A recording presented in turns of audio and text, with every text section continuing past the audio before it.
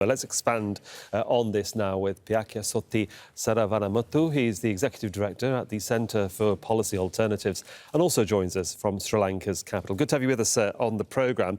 A snap election seems to have caught the public imagination and hope that the President will have the solution to the island's economic and development woes. Does he have all the answers? Well, I'm not sure that he has all the answers, but I'm sure he will certainly try. I mean, the key thing is working within the IMF framework to get us out of the economic crisis. He is talking about providing a number of subsidies and welfare measures, reducing taxes, providing relief for those least able to bear the burden of adjustment. As to whether he's got that wiggle room within the IMF agreement is left to be seen. They're going to be in town in a couple of days' time, and we will see what those negotiations turn out to be. The other big challenge for him is that since he ran and this government is sort of founded on this principle of getting rid of the curse of impunity with regard to corruption and all of that, I think he will have to put a big fish, as I say, behind bars for corruption. Because otherwise, with such a large majority, I think there will be members of parliament from his own party who might sort of turn around and say, look, we can't be seen to have been making deals. We have to deliver on this promise. And catching people for corruption, of course, is not that easy. No, let me just expand on that whole corruption scenario, because wiping out corruption has been a huge part of the pledge he made when he wanted to run for the presidency, which he got. I mean, how's he going to do that without being tarnished himself with the politicians that have now aligned themselves to this coalition? Because it's quite a promise, isn't it, to actually do that physically in a very small country where everybody knows everybody else in some shape or form in the political sphere?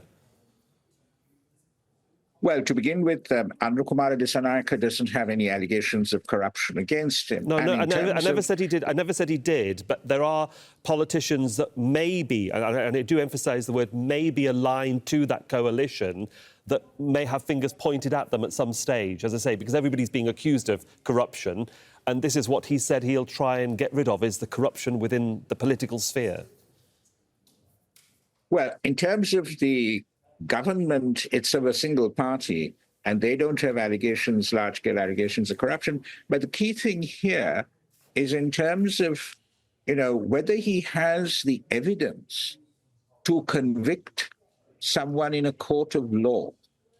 And if it becomes politically desperate for him to do something, and he doesn't have that evidence, will they then move to an extrajudicial mechanism of some sort?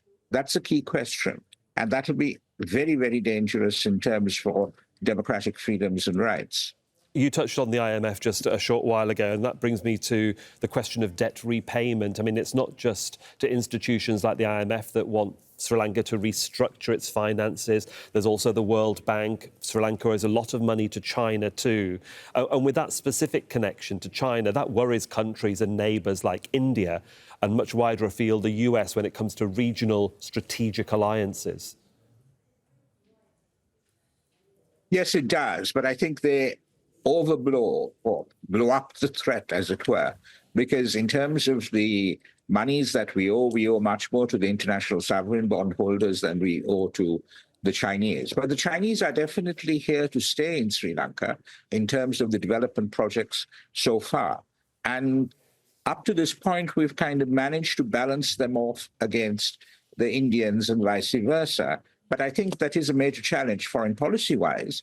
We can't get rid of the Chinese, and the Indians are with us always.